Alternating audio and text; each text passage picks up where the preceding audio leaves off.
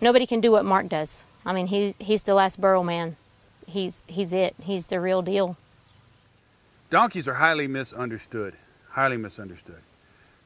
People think they're stubborn. They think they're stupid. They think all these things. And so as a result, they're not treated very well. They're the only animal that comes to mind that you can put a bunch of them in a trailer and people will point and laugh at them when they drive by just because there's donkeys in the trailer. And I personally don't understand it. Now in England, they have a donkey culture. Everybody has fond memories of the donkeys from when they're little kids. Go down to the beach, ride the donkeys, donkeys, donkeys, donkeys.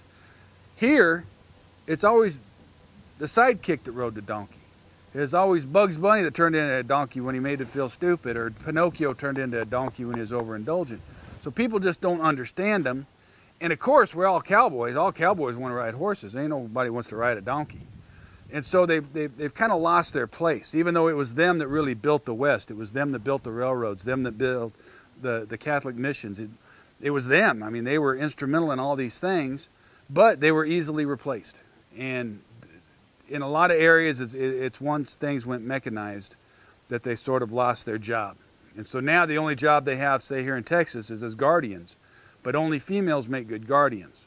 And so you have these people that are breeding, breeding, breeding, and only wanting the females, and then they can't get rid of the jacks, and so they turn them loose. My dogs and I have caught donkeys in 27 different states. We travel all the time. We work with federal government, with state agencies, with law enforcement agencies. We don't do a lot of surrender cases where people just don't want their donkeys anymore because we're so busy doing law enforcement type jobs that we just can't take them all in. And we're already taking in on average 750 a year.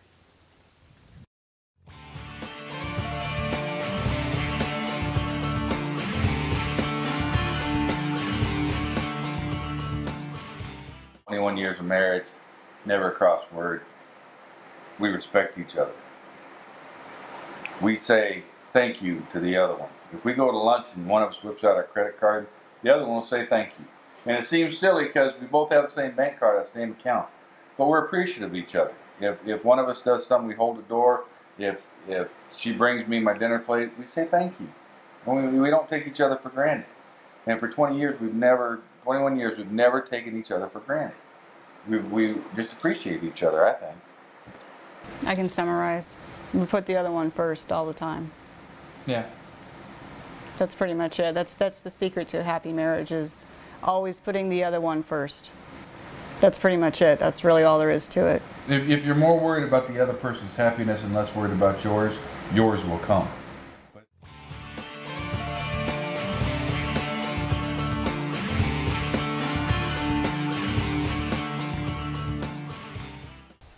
The thought of dying, it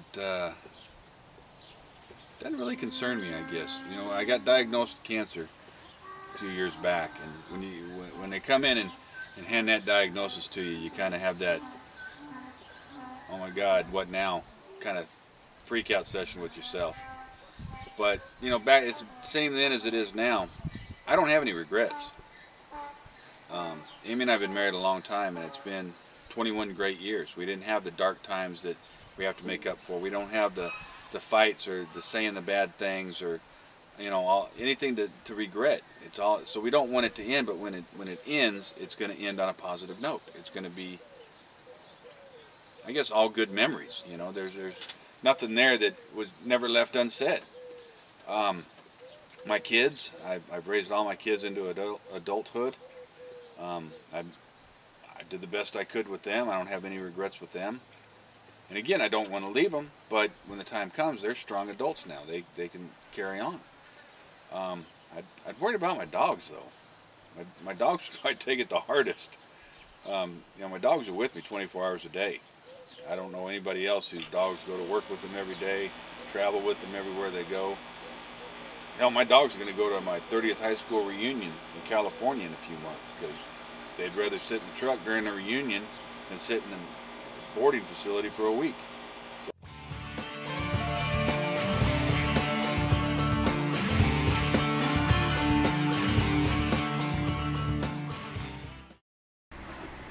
Well, the dogs have been instrumental. I brought the dogs into this about 6 years ago. And as you can tell, I'm kind of a big fella, and running is not my forte. So chasing after donkeys, just, well, that ain't gonna work. So we bring the dogs in, do a lot of different things. When we do anything with the donkeys at the ranch, we have to move in, say 100, 150 head of donkeys out of one paddock up into the working pens, and the dogs do all that for us. It would take 6, 8 people to try to get that many donkeys moving, but the dogs just like that. They're real good at that. I mean, I might come off like, oh, they're tools. They're my pets. I love these guys. We spend way too much time together to not be close, and I think that closeness is also what makes us a better team.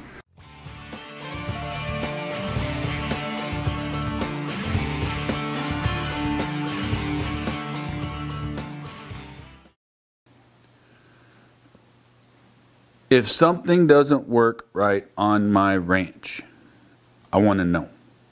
If it requires a hammer to beat it into place, I want to know. Yes, I know we're about rescuing donkeys, but that's not our policy. They would arrest us. It's not our property, and it's not your property, it's their property. Okay?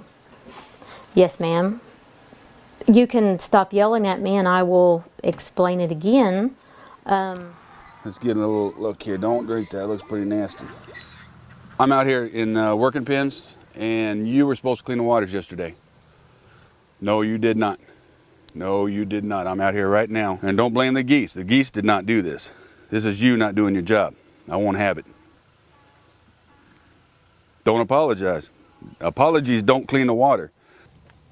This is actually a different case for us. We normally don't do people rescue, which is essentially donkey owners that knew going in that they were wanting a donkey, and now all of a sudden they don't want it anymore for whatever reason. 99% of what we do is law enforcement. But this, like I said, it was kind of a different case. This was just an individual owner who owned these 6 donkeys, but she has a brain tumor. She says it's stage 4, and she's just not going to be around much longer. So she got in contact with us, and we decided to step in, and in this case, help a non-law enforcement case.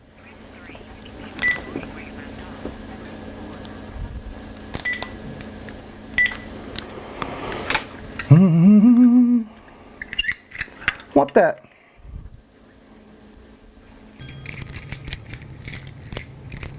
Hello. Hey, Mark, what you doing? Driving right now. What are you doing? I'm just sitting here. It's fixing to storm out here. Huh. All right, well, what's up? Busy. Listen, we got a call here from a law enforcement officer up around Eastland. Wait, And, what do you mean we got a call? What are you doing in there? Well, it's fixing to rain, man. Michelle had to take her kid into the doctor, and it's fixing to rain, dude. Hey, don't be in there messing around neither. Get some work done if you're gonna be in there. Well, yeah, you know I am. I mean, I still got my paperwork to do too. I've still got, I've got all them forms to fill out And everything. I'm gonna take care of it. Yeah, I take care of business, dude. Yeah, that's why you got all that paperwork to do right now. All right, get to work. Yes, sir.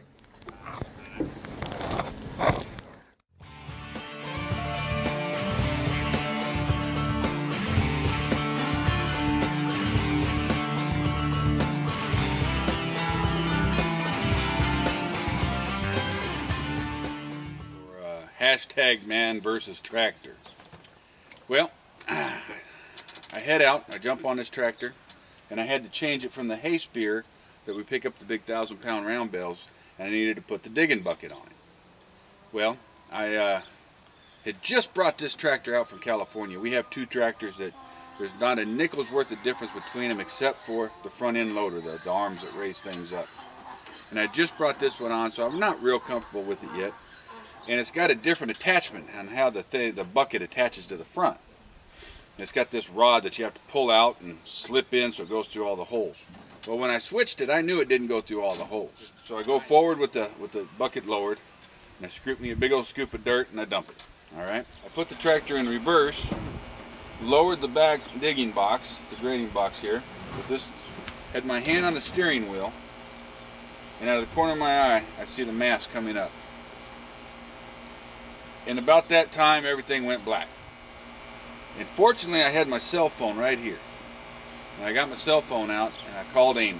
I got a phone call that was very strange, very garbled, and I knew it was him, but he wasn't saying anything, but I could hear him breathing. And all he said was, "I need you, it's bad." And so when you've been married as long as we have, you don't ask questions, you just get up and you go as fast as you can. And Mark doesn't say it's bad. For my benefit, he always tries to make it seem not as bad. So I knew it was bad when he didn't say very much, and I said, "Hold on, I'm coming." I didn't know where he was. I just knew he was on the ranch somewhere. And I called Michelle and said, "Are you at the ranch?" And she said, "No." And I said, "I need you to turn around right now. Something's bad. Something's really bad. Mark's hurt. I need you to find him." Back to me, and I get in front of him, and he's just hunched over, and there's just blood everywhere. His head's cut. His ear is barely hanging on. So I'm wrapping his head. I got his head all wrapped up and kind of holding his ear on.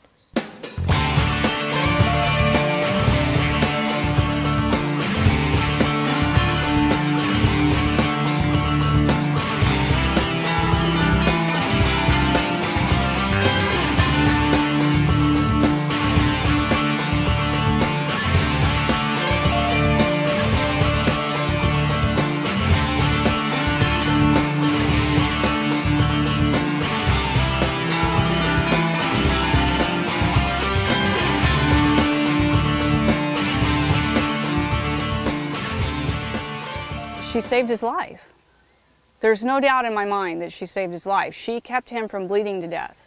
She kept him conscious, kept talking to him.